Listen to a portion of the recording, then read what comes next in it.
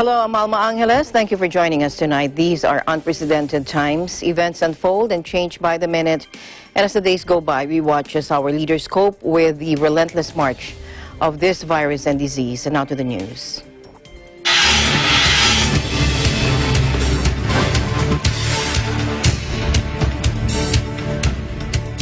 First, let's go over to Belgium. The country has eased its COVID-19 restrictions, but will keep social distancing rule in place. That and more updates from our EBC correspondent, Kate Rebibis. Hello, Kate. Hi, Alma. How are you? I'm good. Maintaining our positive attitude. That's right. So what are your updates for us, Kate? So the updates for Belgium, our lockdown is until the 3rd of May. So respecting the basic regulations and a gradual return to work starting the 4th of May. There are now 47,334 confirmed cases, wherein 10,943 have recovered, but 7,331 deaths.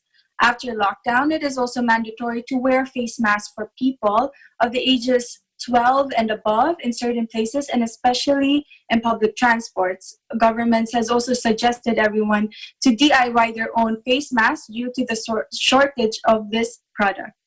Launching also the contact tracing system called Savitas, or the Scope Anonymous Viral Infection Tracing at Scale, and it works by identifying which people came into contact with an infected person and thus may carry virus. For companies who uses this system, they will use a QR code on their smartphones, and anyone with the same QR code around the same time as the person infected will then be alerted the next time they scan or visit the website. Now there are 57,397 reports on non-compliance during the lockdown, and offenders may be paying an amicable settlement or summon before the correctional court. Okay. All right, so Kate, many countries are now easing their restrictions. One of is Belgium. How is the country going to implement the easing of restrictions there? Yes, the government has set up 3 phases, which they also call the exit strategy. On the phase 1A, starting the 4th of May, more businesses will be allowed to open. And we may also meet up with maximum 2 others who do not live with us but remain outside, and of course with the social distancing. Outdoor sports are allowed without physical contact, such as kayaking or tennis, but cafeterias and locker rooms will remain closed. As for phase 1B, it will start on the 11th of May. All shops are allowed to reopen with very strict conditions, which will be detailed in the following days. But jobs involving close contact will also remain closed. Phase 2, starting 18th of May, educational institutions will reopen, but with maximum 10 people in one class and with mandatory face masks. Depending also on which level or grade you are in, there will be different rules to follow. We may also host small gatherings at home. At phase 3, on 8th of June, restaurants and cafes will gradually reopen after positive evaluation. Youth movement camps and summer internships will still be decided around the end of May. And festivals remain canceled till the 31st of August. But this is all not definitive or official, because if the situation worsens, it is possible that the government may step back and reevaluate their actions next. All right. Thank you very much, Kate. Thank you for your time. Thank you so much. This is Kate Rebibis reporting from Leuven, Belgium, wishing EBC a happy 52nd anniversary. We live in interesting times. As countries and states start to reopen their economies, the World Health Organization has warned that the COVID-19 pandemic is far from over. Joining us live from Geneva, Switzerland, is our EBC correspondent, Jim Hipolito. Hello, Jim. Hi, Alma. Yes, here in Geneva, the head of the World Health Organization, WHO, Dr. Tedros Ghebreyesus, said the COVID-19 pandemic is far from over and reported that the WHO continues to be concerned about the increasing trends in Africa, Eastern Europe, Latin America, and some Asian countries. Here are some of the highlights at a virtual press briefing at the WHO. Let's listen in. The pandemic is far from over. WHO continues to be concerned about the increasing trends in Africa, Eastern Europe, Latin America, and some Asian countries. As in all regions, cases and deaths are underreported in many countries in these regions because of low testing capacity. As lockdowns in Europe is with declining numbers of new cases, we continue to urge countries to find, isolate, test and treat all cases and trace every contact to ensure these declining trends continue.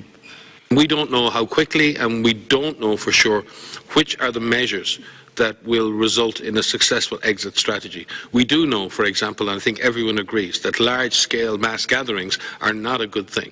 But what all governments are really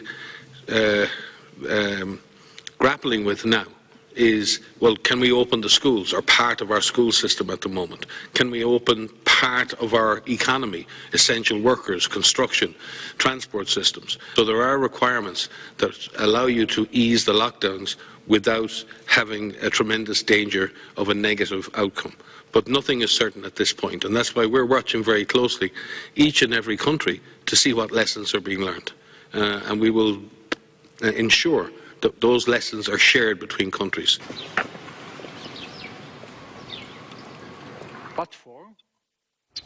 Meanwhile, Alma, here in Switzerland, we have 29,264 coronavirus cases with 1,677 death cases and 22,200 recovered cases. An extraordinary situation is in place, resulting in a ban on all private and public events and the closure of schools, restaurants, bars, sporting facilities, and cultural spaces. A three-step easing of emergency lockdown measure external link began on April 27, with protection measures for staff and customers. Hairstylists, beauticians, and physiotherapists can reopen their doors, along with florists and garden do-it-yourself stores. Dental and medical centers can offer non-urgent care.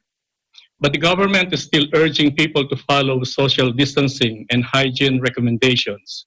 The ban on gatherings of more than 5 people remains in place.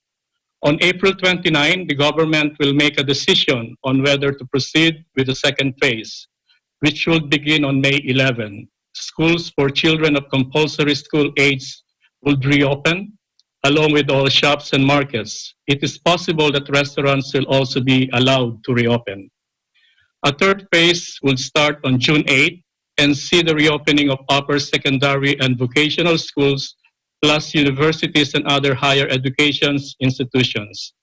Further decisions on this phase, including the possible lifting of bans on entertainment and leisure facilities such as museums and libraries, will be taken at the end of May. Back to you, Alma. All right, thank you very much, Jim. We will be waiting for more updates over there in Geneva, Switzerland. Thank you for your time. Thank you. This is Jim Hippolito reporting from Geneva Bureau, and we live in interesting times. President Vladimir Putin will announce an extension of Russia's coronavirus lockdown. We have a report coming in from Glyza Joy Rigor from our EBC Russia Bureau. Hello, Glyza. Hi, good afternoon, Alma. Good afternoon and good evening from Manila. What are your updates for us? Russia confirmed 6,411 new coronavirus infection today, April 28, 2020, bringing the country total cases of 93,558. In total, 867 deaths and 8,456 recoveries. Country surpassed China and Iran this week, and it's now on the 8th most affected country in terms of infection. Moscow is the majority of Russian cases, even though the COVID-19 patients have been confirmed in every one of Russia's 85 regions. and the spread is increasing outside the capital. All of Moscow, 12 million residents have been ordered to stay home, with a few exceptions since March 30. Muscovites are only allowed to leave their homes to go to work, walk their dogs, take out trash, or visit the nearest shop. They need a digital permit system requiring that anyone traveling by car or public transport obtain pass. Russia has carried out more than 3 million coronavirus tests, though there have been concern about their reliability. President Vladimir Putin will give his fifth public address regarding the coronavirus during a meeting with the regional leaders and coronavirus response at around 3 p.m. today. He is expected to make an announcement on the extension of Russia's coronavirus lockdown. Back to you, Alma. Alright, Glyza, kumusta naman po kayo dyan? Ang ating Filipino community, kumusta naman po? Okay naman po, we still stay home pa rin po, and we're waiting po for the update of the president here because they're going to update today at 3 p.m. And we are expected po na they're going to extend the lockdown. Do you know until when the extension would be expected? I heard it's like May 12. Until May 12. But I'm not sure. Yeah, until May 12. So we will be waiting for President Putin to make his announcement, and we'll be waiting for your updates. Thank you very much, Glyza. Thank you, Alma. This is Glyza J. Rigor from Moscow, Russia, and we live in interesting times. U.S. President Donald Trump suggested he may seek damages from China over the coronavirus pandemic, which he began in the Chinese city of Wuhan and spread around the world, prompting a furious response from Beijing on Tuesday. Beijing and Washington have already clashed repeatedly over the outbreak. Tensions have soared between the world's two biggest economic powers. Let's listen in. Well, Charlie, there are a lot of ways you can hold them accountable. We're doing very serious investigations, as you probably know. And we are not happy with China. We are not happy with that whole situation because we believe it could have been stopped at the source. It could have been stopped quickly, and it wouldn't have spread all over the world. And we think that should have happened. So we'll let you know at the appropriate time, but we are doing serious investigations. 美国的政客一再罔顾事实，睁着眼睛说瞎话，目的只有一个，就是企图推卸对自身疫情防控不力的责任，转移视线。但是事实是胜于雄辩，公道自在人心。他们的图谋绝不可能得逞。 President Trump and his Secretary of State, Mike Pompeo, angered Beijing last month by repeatedly referring to the Chinese virus when discussing the COVID-19 outbreak, although they later appeared to drop the term.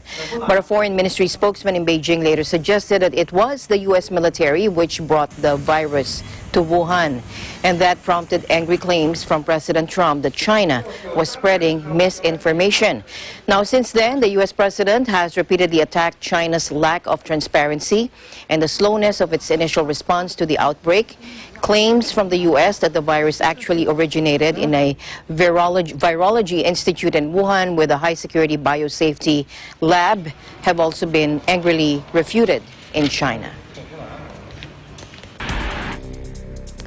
And U.S. President Donald Trump appeared to confirm that North Korean leader Kim Jong-un is alive.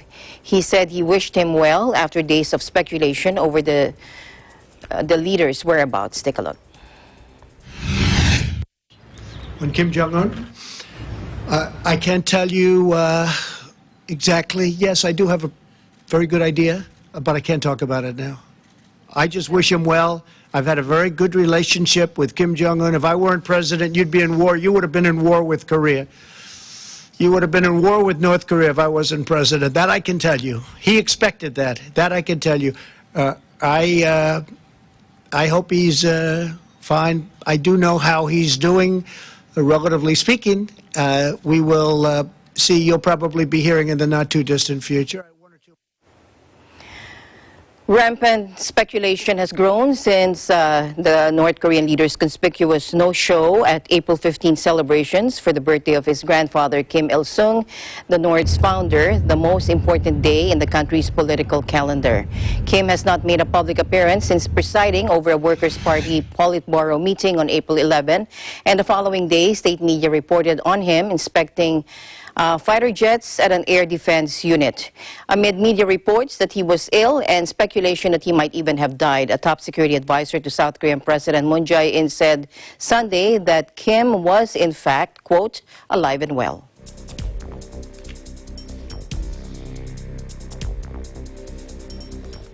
And we are getting good news from Hawaii. The Aloha State is receiving only single-digit new coronavirus cases since April 16. Joining us live from Hawaii, here is Alfred Acenas. Hello, Alfred. Aloha, Alma, and happy anniversary to EBCs. Nice to know April is a very special month for a lot of us. And so happy anniversary. Happy anniversary. To Kuya EBC. The network's not that much older than me, about 10 years maybe. Yeah. Anyway, we digress. Okay, let me start with statistics, Alma. No? Okay. If you can pull out that first chart with a curve. So we have 607 cases. Now, sadly, we had to announce 16 deaths. But the good news with that curve, Alma, no? Especially like you said, since April 16, we've only had single-digit numbers. If you notice the curve that I shared with you, Alma, the one in blue is the one that has the cases on Oahu. Now, since it was still around the second week of April, when Oahu, Honolulu, in essence, was starting to experience, to see lower number of new cases. So that's a good start. Now, when you see the one in red, the chart in red, which actually reflects the remainder of cases in the other islands, it started to curve or start to flatten around the last couple of weeks. There you go. That's the chart right there. So that's what health officials and state officials are looking for, that flattening of the curve of cases. So given what's some of the positive outcomes, no, there's already a little bit of pressure mounting on the state government, and especially now that we also received some news about the unemployment rate. 221,000 people here have filed for unemployment, which is almost 1/4 of the population of Hawaii, which is so far, I think, the highest in the U.S. $116.5 million have been paid out. So there's already mounting pressure on Governor David Ige to reopen the economy. But what has happened last week, Alma, is that the governor, as he extended the stay-at-home and the mandatory quarantine statewide until the end of May, he has also limited the powers of the mayors to as far as decisions in relation to COVID-19. So I think the intent here, given that there's been a surge of new cases, more so on the neighbor islands, which has fewer populations, so there's fewer resources to be able to screen and control. That's the concern right now by the state, is to not to jump the gun in reopening the economy. So that's where the state of Hawaii stands right now. Now, you just saw some of the videos that we had. There you go, of Waikiki. We went there Sunday, and I mean, it's still there. I mean, there's still a lot of people who go to the beaches, even though there's this strict order to not hang around on the sand, but they're allowed to swim. So it really, how that's enforced is very, very difficult for law enforcement, like we talked in my last report. So other than that, that's the good news we want to share with you. And yes, Waikiki is still Waikiki. It's open, it's nice, it's sunny, because we're approaching summertime, Alma. The tourism industry is I'm sure, badly hit during this pandemic. What is the government doing about this? How are you opening Okay. up? Yeah. So there's also this report that we're currently studying. It's from the University of Hawaii's Economic Research Organization, UHERO. That the quarantining, the shutting down of businesses, it's having different impacts or effects on different businesses, and the one positive aspect to the report by the university, Alma, is that a good majority of businesses will be able to resume back to normal, but gradually. I'd say there's a statistic, there's a percentage, about 60 to 70% of those jobs that had to be laid off or furloughed will be able to get it back. So, so there's a little bit of optimism, but of course, the saying, Alma, time is money. The sooner people get back to work, the sooner they can put food on the table. I agree. All right. Thank you very much, Alfred, for that update. And you can go back to sleep now.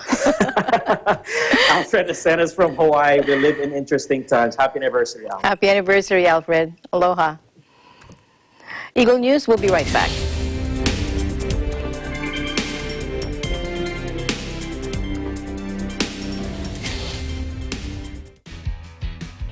The successful development of TPLEX, or Tarlac-Pangasinan-La Union Expressway in 2009, a 4-lane toll road that extends from Tarlac City to Rosario, La Union, with an additional approved extension of 56 kilometers all the way to San Juan, La Union. This is expected to reduce travel time to Baguio and other provinces in northern Luzon. Realizing the vision of creating a better world for Filipinos fueled the team's focus. Maraming salamat po sa nurse na nag-asikaso sa amin ng anak ko kahit sobrang busy niya. Hindi po ako iniwan ng doktor hanggang sa umayos ang pakiramdam ko. Salamat po talaga. Thank you po sa nursing assistant na pumansin agad sa amin pagdating namin ng ospital. Thank you so much po talaga sa lahat ng staff ng ospital, maging sa mga utility po, dahil gumaling po ako dahil sa kanila. Ating pasalamatan at pangalagaan ang mga magigiting na health workers. Mula noon hanggang ngayon, gabay natin ang MTRCB ratings sa matalino at responsableng panonood.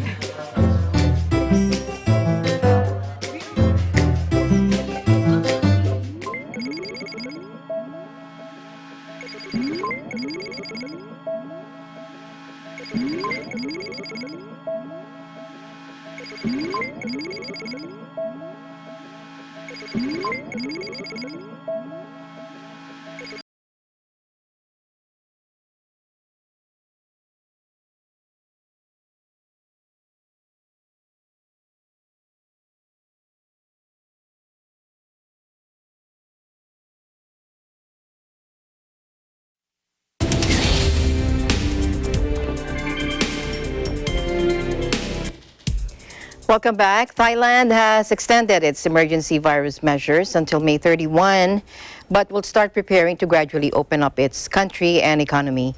We have a report coming in. Joining us live from Bangkok is Faye Barte. Hello, Faye. Good evening, Thailand. Good evening, Manila, and good morning to other part of the world. How are you, Arma? I'm good, very good. Thank you so much for joining us tonight. And we'd like to hear your updates from Thailand. All right. According to Thailand's government public relations department, Alma, the extension of a temporary ban on all international flights to Thailand would be until May 31, 2020. And you are correct. The emergency decree has been extended. According to the Center of COVID-19 Situation Administration, they disclosed that Thailand will extend the announcement of the state of emergency for further 30 days. That would be from May 1 to 31 to keep controlling the spread of COVID-19. The restrictions mentioned in the announcement include a continuation of the nationwide curfew. So the curfew is still from 10 p.m. up to 4 a.m. And the ban on gatherings are still the same and group activities. Another there, Alma, this is just a positive thing for everybody here in Thailand because the Bangkok Metropolitan Administration plans to reopen some establishments or some shops because before they have decided to close all of this because they want to help combat the COVID-19. But now there would be a plan to reopen, so it will help Thai locals and some other foreigners as well. However, the specific date of reopening of these shops are not yet officially made. So they are expecting this to be announced on Friday. And they are very much, particularly on the alcohol beverages, because they put a ban on the alcohol beverages. Alma, because this one, the Thai people here, when they gather, they have a simple drink, and whenever they had this gathering, they are going to buy some alcohol for them to share and for them to drink. So they have to implement the total ban of this. So Mr. Aswin said he would wait for the government's decision on whether to lift the ban on sales alcohol beverages. Alma? We are seeing some pictures over there of, earlier you told me that the Iglesia Ni Cristo has yes, Alma. launched a Lingap sa Mamamayan, or Aid to Humanity. Yes, Alma. Some Iglesia Ni Cristo members or the Church of Christ members in Rangsit, Thailand, so that is one province here in Thailand, did an aid to humanity in consecutive days to the people which are located here in Rangsit or some other provinces. According to the interview, Alma, most people who received the aid are Filipinos, and they are very much happy and would like to thank the Executive Minister, Brother Eduardo V. Manalo, for having and initiating this kind of activity. So where was this held? Is this in Bangkok, Faye? Alma, this is in Rangsit. Rangsit is one of the provinces here in Thailand. Is maybe like 1 hour away from Bangkok. Oh, so I can see here, even though the goodie bags and Aid for Humanity or Aid to Humanity was launched, they're still practicing social distancing and yes, yeah. they still practice the social distancing, proper wearing of masks. Yes, and they did the hand washing as well because they cannot, they cannot go out properly and they cannot talk to the people if they are not wearing proper masks. They will be caught by other, maybe like police officers also. They have to follow the rules. They are very much careful. Yes. All right. Thank you very much, Faye, for all that update, and we'll see you later. Thank you for your time. Yes, Alma. Another positive. Just another positive. I would just like to add this because according to the Public Relations Department as well, they have listed some hospitals across Thailand offering a risk-free option to consult doctors online during COVID-19 outbreak. So it would be a very good help for everybody, especially for foreigners. Like if they do not know how to go to a specific hospital or they cannot talk properly or they cannot even explain what they're feeling at the moment. So it would be a very much help for everybody. Thank you so much, Faye. Thank you for all that update. I'll see you later. Thank you for your time. Thank you very much. This is Faye Bartek, greeting a happy and blessed 52nd anniversary of EBC, reporting live from Bangkok, Thailand Bureau. We live in interesting times. Meanwhile, Australia has launched an app called COVID Safe to speed up contact tracing of people who have been exposed to the virus. But first, let's get the latest situation in Australia. Joining us live is Dwight Baloloy. Hello, Dwight. Hi, Alma. Yes. Happy 52nd anniversary to you. Happy and anniversary all the, to you too. Yeah. And all ABC correspondents around the world. Yes, indeed. So, Australia has launched an app. Can you tell us more about this? Yes, Alma. The Australian government has developed a COVID Safe app to assist in contacting people who may have been in contact or exposed with COVID-19. The app works by installing the app on your phone, and it recognizes other devices near you who have the app installed on their devices using Bluetooth. The app will notify you if you have been exposed to COVID-19, as it takes down the time, date, distance, and the duration of the possible contact. But it does not collect your location. Information collected from users' iPhone or phones or other smartphones are encrypted and stored securely, and no one can access it. Since the virus has a 14-day incubation period, the app has this 21-day leeway or period where information will only be held on your phone in that time. After the pandemic, users will be able to delete the COVID-safe app on their phone, and all information storage system will be destroyed after the pandemic. Okay, so Malaysia has a similar app. Theirs is called the, our ABC correspondent also reported on this app, the Jerak Malaysia app. I think it's similar to this. Now, in Malaysia, it was met with some confusion by some citizens because of maybe intrusion to the privacy. But how is this met over there in Australia, this COVID-safe app? So the COVID-safe app is actually slightly likened to the tracing app in Singapore. I believe it's called Trace Together. And the government must have looked at it and really observed the capabilities of the model and helped design the Australian's COVID-safe app. So the app was only been available for Australian users last Sunday, April 26th. Okay, so it's for contact tracing. Okay, so all right. Thank you very much, Dwight, for that update. And we'll see you later for more updates there in Australia. Thank you, Alma, from Melbourne, Australia. This is Dwight Albert from Malloy. Live in interesting times. Indeed. All right, staying in Australia, let's get more coronavirus situation over there. Some of the territories and states ease their COVID-19 measures. Joining us live is Mia Macapagal. Hello, Mia. Good evening to you there. Good evening. How are you doing, Mia? Good, thank you. How are you? I'm good. So what are your updates for us, Mia? Yes, so as of 6 a.m. today, there is a record of 6,725 confirmed cases nationwide, with 5,602 recovered and 84 deaths. The state of New South Wales continued to carry the most COVID patients with a total of 3,009 cases.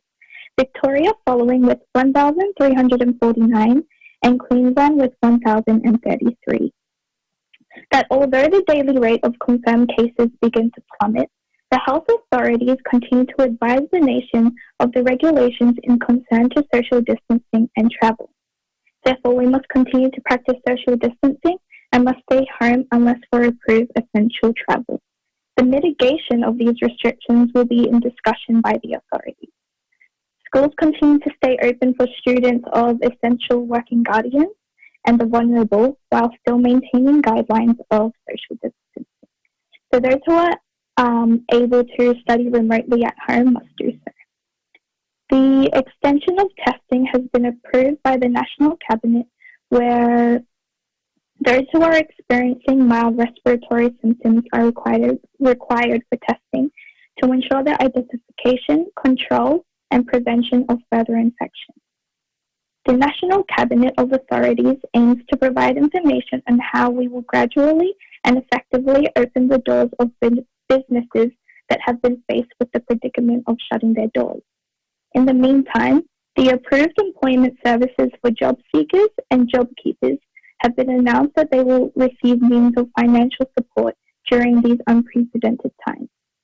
That is all I have for now. Thank you, Alma. All right.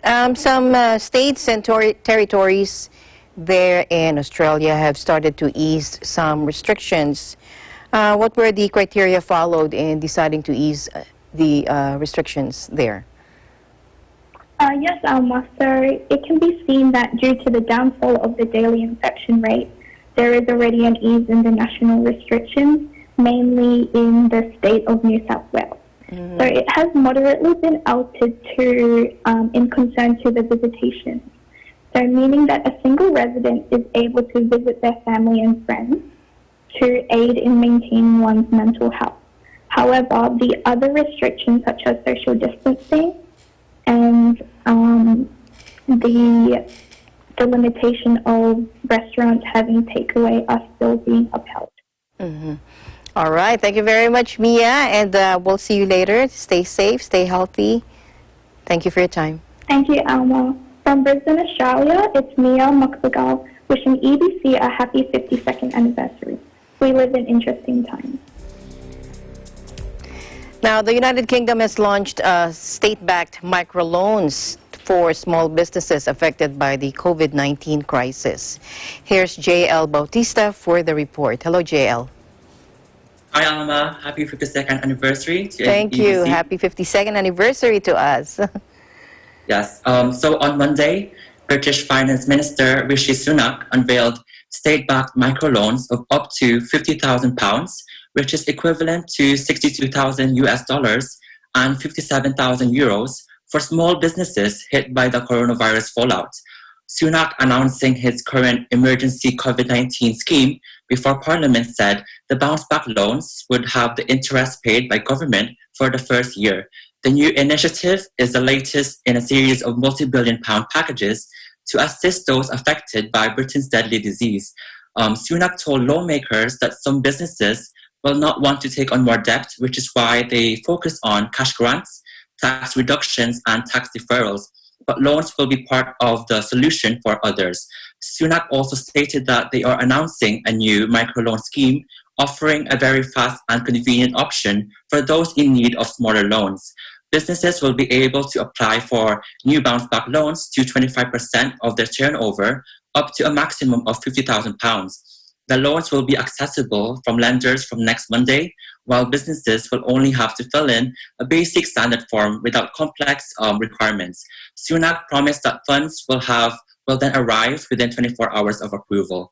He acknowledged that some small businesses are still struggling to access credit and stated that they are in many ways the most exposed businesses to the impact of the coronavirus and therefore find it more difficult to obtain or access credit in the first place. Sunak also mentioned that if we want to benefit from the dynamism spirit as we recover our economy, they will need extra support to get through this crisis. Late last week, Bank of England policymaker Gert-Jan VA cautioned that coronavirus is now potentially causing Britain's worst recession in several centuries. The UK Office for Budget Responsibility, OBR, fiscal watchdog, forewarned that in 2020, coronavirus could reduce the economy by 13%. Sunak also noted that the OBR has warned coronavirus will have very significant impacts for both at home and in the global economy. And according to Sunak, more than 4 million workers have been furloughed with 80% of salaries paid by the government under emergency support measures, while more than 1.5 million universal credit welfare claims have been made. Sunak also stated that these are already difficult times and there will be more to come, adding survey evidence indicated that more than a quarter of UK businesses have stopped trading. Although the interventions implemented have saved millions of jobs and businesses, Sunak stated that they cannot save every job and every business. Back to you, Alma. Right. So aside from the £50,000 for small businesses, we've learned that the government has also launched a job retention scheme to pay 80% of the wages of workers. Yes, that's right. So the government will also provide financial support to struggling companies and self-employed workers to help keep their companies afloat and help keep their staff paid during the coronavirus outbreak. So for example, self-employed workers can receive a taxable grant of 80% of their average monthly profits over the past 3 years, up to a cap of £2,500 per month, as long as they traded in the past financial year, are still trading now, and plan to continue doing so under coronavirus self-employment income support scheme. Self-employed people who are not covered by the scheme can access universal credit in full, potentially allowing them to receive a payment equivalent to statutory sick pay. Benefit levels have also been increased temporarily. And in terms of large businesses, the coronavirus large business interruption loan scheme has also been introduced to assist them. All viable businesses with a turnover of more than £45 million per year can apply for up to £25 million of finance. This scheme comes from a series of accredited lenders. The scheme allows lenders to support businesses that were profitable before the coronavirus outbreak, but now face significant cash flow difficulties that would otherwise make their business unviable in the short term. Alma? All right, thank you very much, JL, for that update, and thank you for your time. We'll see you soon. Thank you, Alma. I'm reporting from London, United Kingdom. This is JL Bautista, and we live in interesting times. To Guatemala now, where the country is under a state of calamity until May 5, and residents now are eager for an end of the lockdown. Joining us live from Guatemala is Nadine Dueñas. Hello, Nadine. Hola, good morning, Alma. How are you doing? How are you doing? Yes, what are your updates for us over there in Guatemala?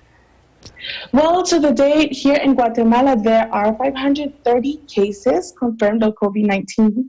There are 464 active cases, 15 COVID-19 deaths related, and 49 recovered. On March 5th, 2020, President Alejandro Giammattei announced that Guatemala is under a state of calamity, restricting any type of public reunions and events. This measure would be enforced until May 5th, but the restrictions started to increase, especially after the first COVID-19 case appeared last March 13, 2020. Among the restrictions, the ones that stand out are the suspension of classes, suspension of public transportation, the closing of non-essential establishments and sectors, social distancing, the prohibition of entry of foreigners, and the closing of the Guatemalan frontiers. These measures, alongside with the lockdown, were supposed to last for 15 days, which was supposed to end on March 31st. But on March 23rd, the extension to 30 days more of these measures was approved by urgency. Aside from this, on March 21st, the government announced the implementation of the curfew hour, which has been changing several times depending on the situation and the cooperation of the citizens. The last modification was announced on April 19, when the new curfew hours would be from 6 p.m. to 4 a.m. During the same memo, the president also announced that the movement or circulation within departments continued to be restricted, especially for Guatemala, Zacatepeques, Chimaltenango, and El Progreso, still allowing to travel, though, within the other departments in the rest of the country. Another important announcement was the mandatory use of masks or tapabocas in any public place. Those who do not wear them will be sanctioned with fines from 7,000 to 150,000 quetzales. And due to the increase of cases and the concern of the government yesterday, the president announced that the lockdown derived from the COVID-19 will continue one more week, lasting until May 4. Back to you, Alma. Also, presently in the news there in Guatemala, Guatemalans have been deported by the U.S., threatened and shunned after officials say dozens have tested positive for the coronavirus, and they're facing stigma by some in the U.S. has now followed them back to their own home in Guatemala. Do you have any developments on this? Well, the last development was that on April 16, the president of Guatemala, President Alejandro Giammattei, he announced the suspension, actually, of the ICE flight coming from USA. Especially, they also forbid any entry or of any citizen that would not have the certification that they are free of the COVID virus. All right. Thank you so much, Nadine, and we'll see you soon. More updates there in Guatemala. Thank you for your time. Gracias. Gracias. From Guatemala City, this is Nadine Dueñas wishing EBC happy 52nd anniversary. We live in interesting times. Indeed. All right, now we have a very special guest. We have Aaron Ortiz, a physical therapist, and he will give us tips on how to keep fit during this lockdown and quarantine. Hello, Aaron. Welcome. How's it going, Alma? Are you okay? How are you doing? I'm good. So to start off, it's a fitness coach. So Okay. basically, fitness coach. So basically means that I train people to lose body fat and to lose weight, to get fit, so that they can feel confident about themselves. How did you get into physical training? So I got into sort of like physical training 3.5 years ago, when sort of like I decided to actually help other people as well where I was before. Because 10 years ago, when the first time I moved into UK, I was a very skinny kid. I was like 30 kilograms lighter than I am right now. And also, I was like, my confidence was really low and stuff, and so I didn't have any self-esteem, because I couldn't talk to anyone, because I just couldn't understand them, because all I could talk is like Tagalog and stuff like that.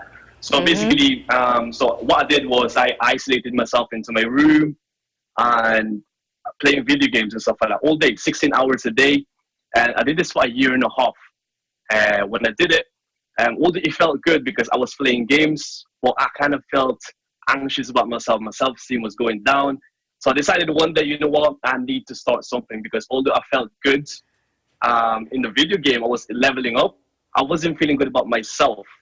So I decided to look for something. It doesn't matter what it was, but I just needed to look for something. It's actually first, I was looking for martial arts and stuff like that, but I found a boxing club, and that's when it started. I felt good, and then I decided, you know what, I want to be able to help people as well, to go from where I was feeling down, and to now helping them as well to increase their fitness levels and to feel good about themselves. So that is your mission, to help other people keep fit. So how are you helping your clients now during the lockdown? Yeah, so right now I was training physically, so like people went face-to-face and stuff. But now, because we obviously isolated and we're quarantined and stuff, I had to basically adapt to these things. And luckily, I actually started an online coaching course at the first of this year. So I know I have like the knowledge how to train people without actually seeing them sort of like face to face. So what I would do is I'll have a weekly call with them. I actually created a group, sort of like group fitness and Facebook and stuff, where people are sharing their sort of like their wins, or also known as basically what they're achieving and why are we still isolated. So yeah, so like it's good to keep them accountable, because it's easy to just like slip out your fitness when no one's actually checking on you. And I could see your workouts there. So why should we keep ourselves busy during this lockdown? It's important to keep yourself busy because you've got so much time right now. If you're someone who's always been wanting to make a change, but you didn't have a time, now is your time and stuff like that, you know what I mean? So it's good as well to set yourself a goal, so that when after this lockdown is finished, you actually feel better and you feel fitter about yourself.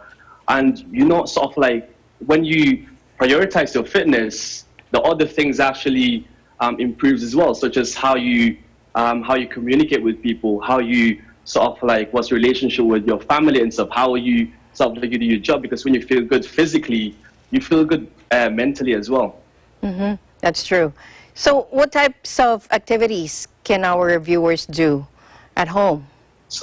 So anything. So basically, one of the things that I get a lot is that, Aaron, I don't have any equipment. What can I do? Do I have to put this up? But you only need your body weight and stuff. What you have to realize first, for you to be able to lose weight, lose body fat, is you have to have the energy balance. Meaning that as long as you are burning more than what you're eating, you can still lose weight. You'll be able to actually progress. Meaning that as long as you are exercising and focusing in the full body exercises, which basically means that you can burn a lot of calories in a short amount of time, then you'll be all good. You didn't need any equipment. If you want, Alma, we can do a quick body exercise right now. Please, show us. Yes. I wish I could do it. but please show us what activities we can do at home. Of course. Okay. Yes, so of course. So basically, I don't have much room right now. It is actually a good thing because you don't need anything. You don't need a big space and stuff like that. So here's what we could do. If you're watching this right now, then I want you to stand up and actually do it with me. All right, so stand up right now and do it with me. You can put your phone on the side and we can actually do it together. So what you want to do is we're going to start off with 2 exercises. What you want to do is we're going to start off with squats. Very simple. You can have a chair, right, to make it easier, or you can actually have just your body weight. So what you want to do, you want to keep your backs nice and straight, keep that chest up, and we go nice and low here, and come back up. That's it. You want to do that 8 to 10 reps. And what it does is actually it focuses on your full body. Focuses on your core, your chest, your shoulders, your legs and stuff like that, which actually allows you to work multiple muscles at once. Now, if that's too hard for you, you can use the chair to kind of support you, go in here, and come back up. Okay, so we're going to do, if you're watching this, we're going to do 10 times. So here, keep that back straight, nice and low, come back up. We're going to do this 10 times. So I can do that at work. That you want to do. It's very simple. You can do this like in between your work, if you're working at home and stuff like that. Yeah. It's like sitting down and standing up. That's it. And once you've done 10 times of those, you can do straight to a star jumps or so. How many calories do you burn doing that? So it depends. So if you have a watch, if you have a Fitbit or Apple Watch, whatever it is, then it actually counts the calories you burn. It doesn't tell you exactly. It counts sort of like roughly how much you're burning. But at least you have an idea what you're doing and stuff like that, how much calories you're actually burning. But yeah, it's very simple. It's just your body weight that you need. Another one? So yeah, you said 2. You said 2. Well. Yeah, so we got 2. You got star jumps. You can do 3. So you got star jumps. You can do 3, right? So you got star jumps. Next one's very simple. Okay. Now, if that's too hard for you, you can do steps side to side. That's it. You got so much alternatives. And the third one, you can give like a bonus one. High knees. Very simple. Yes. As you can see, I only needed this space here. And it's getting my heart rate up. And that's what it is. It's all about getting your heart rate up. And that's it. There's little steps per day. That's it, really. That is so cool. Thank you so much for all those tips. And finally, aside from exercise, how can you give us some tips on how to be positive during this lockdown? Of course. So this is like one thing that you can do for you to stay positive and stuff like that. And what I tend to do is like, I still tend to focus on the things that I can control. So I don't tend to focus on the things I can't control. So for instance, the things right now, we can't control the things such as what's going on right now, or when's the lockdown going to finish and stuff. All these things we're not in control of. But what you're in control of is actually the things that you're putting into your body, things that you eat, things that you do throughout the day, or even like things that you're putting into your head. So you have to be careful that don't sort of like drown yourself with social media all day and stuff, and actually be careful of what you're putting into your head, because those are the things that you can control. And also you're sleeping and stuff. So when these things, when you focus on the things that you control, then you can have that positive mindset. And what we would actually suggest you have these 3 things that you can do. First one is set yourself a goal, because it's a thing. Although it is good to have the exercises done and stuff, you're only going to end up doing it for 1 or twice. You probably, everyone probably done it before. When they start something, they stop because there's no a certain goal. So what you want to do is actually set a specific goal. Maybe in 28 days, you want to lose 4 pounds or 5 pounds, wherever it is. And that's a certain goal, because it's easy to motivate yourself when there's a certain destination, a certain goal that you want to go to. Second tip is have a reason why you want to achieve that goal. Maybe you want to feel confident. Maybe you want to feel energized and stuff, because you're now feeling sluggish in this lockdown. Maybe you want to have that positive mindset. When there's a reason, we tend to motivate ourselves more. Because if there's no reason, you tend to go, you know what, I'll just put that off. But when there's a reason why we're doing it, we tend to actually motivate ourselves and get excited with a certain goal. Third one is have someone to keep you accountable, whether that's a friend, a family, or whoever it is. Challenge them and stuff like that. Whether like do like a challenge with them, like a 30-day challenge, whoever it is, lose 5 pounds, you can lose them more. But when you have someone to keeping you accountable and actually checking on you every week, every day, whatever it is, then you're most likely to actually achieve that goal. Very good. Thank you so much, Aaron, for all those tips. No And problem, madam. we'll be doing that. I'll be doing that. Great, so? I think so. I'll try. Thank you so much, Aaron, for your time and for all those tips. And stay safe, stay healthy. Thank you so much. Stay safe, Alma. Take care. All right, Spain began easing one of the world's tightest coronavirus lockdowns, and people were allowed out for exercise and to take walks from May on Sunday. Actually, Spain has allowed their children under 14 to go for a walk, a run, or a bike ride accompanied by one parent. We have a report coming in from Catherine Ferrer Arceo. Hello, Catherine. The Spanish government is allowing children to go out after being in confinement for more than a month. The Spanish government permits the parents to get their children out, but with some restrictive measures. An adult can go out on the street with 3 maximum children, 1 hour a day, between 9 in the morning and 9 in the evening. It must be within a distance of 1 kilometer from home. They can go out to the supermarket, go to the pharmacy, and even in open places. But they can play in parks or get close to another child. In case they go in places with a lot of people, the government recommends the use of the mask and have a distance of 2 meters. Some parents agree with the government's decision.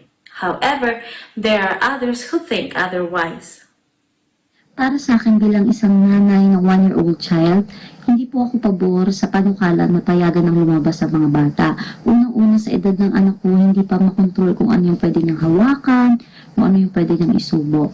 Prevention is better than cure. Opo, para sa akin nakakaawa talaga na hindi sila nakakalabas ng bahay. Pero mas nakakaawa po pag nahawaan sila at pagdating sa ospital ay hindi natin sila pwedeng samahan at maalagaan. Mi opinión sobre sacar a los niños a la calle durante esta cuarentena es simplemente muy arriesgado, poniendo en peligro su salud y la de sus familiares, porque aún no tenemos la certeza de que el virus esté totalmente controlado. Inclusive al permitir los niños salir de casa durante esta cuarentena implica la supervisión de los padres, haciendo que ellos también estén expuestos a este virus. Para mí lo mejor es esperar un resultado más seguro antes de permitir que nadie salga a la calle. Estoy de acuerdo con que los niños a partir del 27 de abril empiecen a salir porque llevan más de 30 días encerrados en casa. Hay estudios que demuestran que esto les va a afectar psicológicamente y creo que con precaución y sensatez pueden salir a tomar el sol o un poco el aire sin ningún tipo de peligro. Ang inilabas ngayon ng gobyerno na inapprove nila ay yung mga bata na 14 years old pa baba ay pwede nang lumabas. Kasi yung mga bata na mga musmus pa yung edad, kailangan nilang lumabas sa kalye para naman makalanghap ng hangin. Kagaya ko na may anak akong maliit na 3 years old lang. Pero depende pa rin sa mga magulang kung gusto nilang ilabas yung anak nila. Responsibilidad pa rin nila na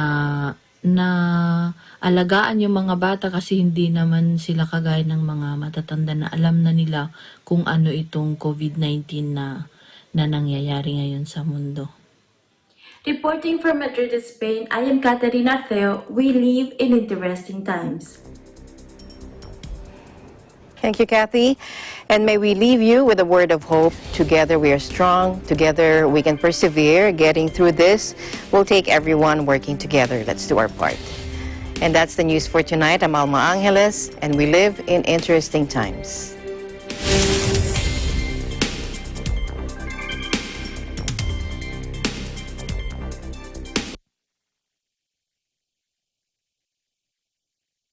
This program was brought to you by SMC Infrastructure, building a better world.